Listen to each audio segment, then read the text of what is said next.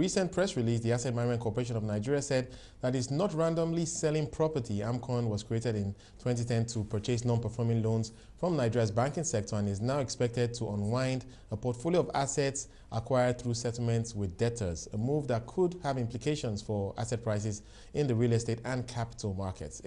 Right now, I speak to the CEO of AMCON on AMCON's disposal strategy. Mustafa Chike joins me in the studio. Thank you very much for joining us, Mustafa. So maybe we should start with that. A lot of people think it should have been a natural selling spree for AMCON, but you've of course put out that press release saying that everyone should relax. You're not in any hurry to sell. Can you just talk us through the rationale behind that? Because one would imagine that given the fact that you have to pay down these loans over the next couple of bonds over the next couple of years, there is some pressure for AMCON to raise cash. Well, thank you. Always a pleasure to talk to you. Right. We're not in a hurry to sell assets in a wholesale fashion because we have 7 to 10 years planning, and it's very important to us that we sell in a very orderly fashion. We're not interested in depressing the market. And as for our refinancing at the end of this year, 1 trillion. We already have the 1 trillion naira in cash and in securities. So that's more or less in the bank. So that is already in the bank. So there's no pressure on us to sell anything this year. There will be some amount of sales envisaged to happen next year, right, when the next second tranche of 1 trillion will be repaid. Right. But we have very conservative assumptions, and we're very certain we can meet that quite easily. Right.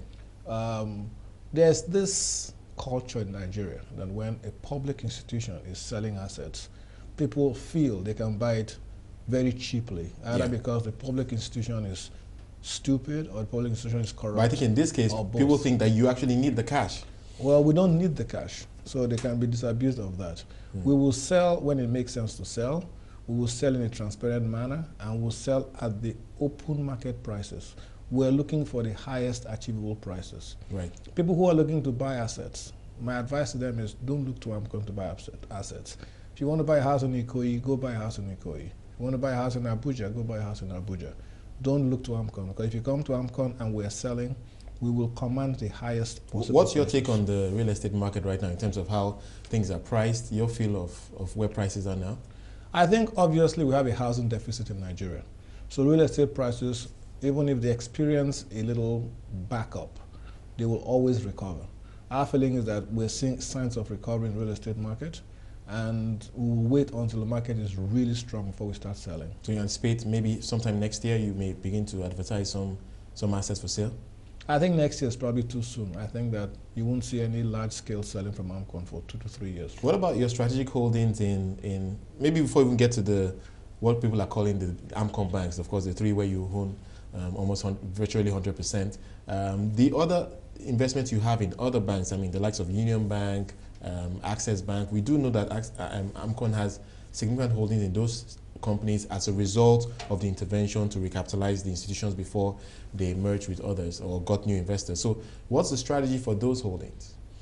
Let me just state that the official government policy is not to own large shares in banks, be it 100% as in the 3 banks you mentioned, or even in the other banks we own large shareholdings.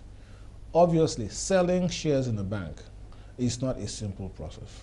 It's not something you advertise, it's not something you put in the newspapers. You have to deal with selected qualified investors, and even those investors have to then be approved by the Central Bank of Nigeria. In some cases, by NDIC has to have a buy-in, and if they're foreign investors, by their foreign regulators. Yeah. So those are what we called selected transactions. And in any case, you have to go through Securities Exchange Commission in Nigeria, and if it's a public company, the NSC. Right. So there's transactions that go through layers of approvals. Right. But we're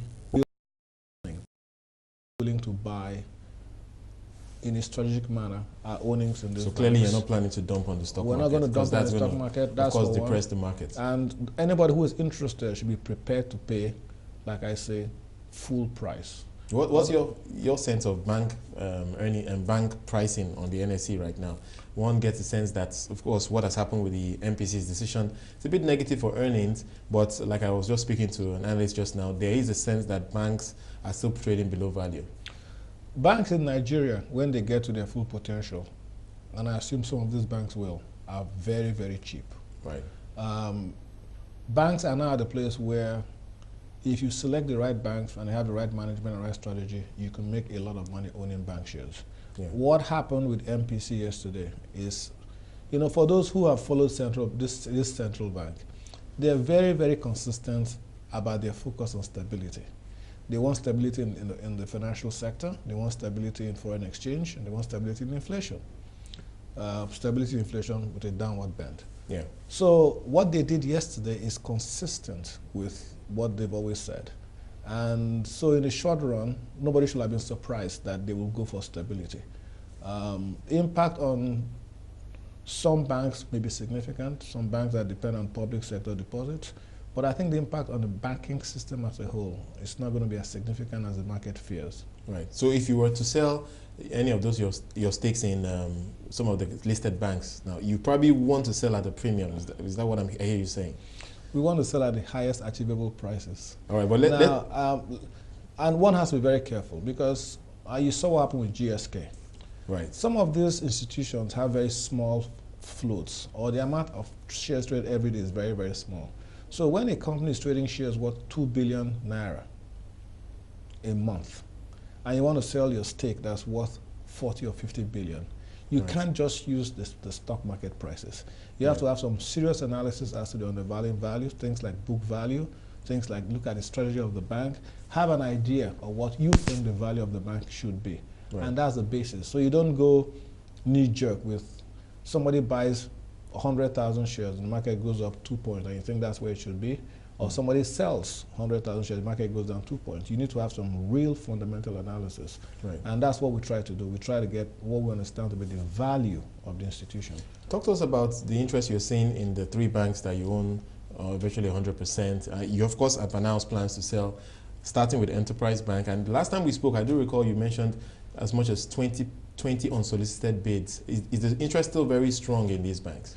The interest has to be considered extremely strong because we have not asked for anybody to show us any interest. As you know, we've selected advisors, financial advisors for this transaction, Citibank/Vertiva.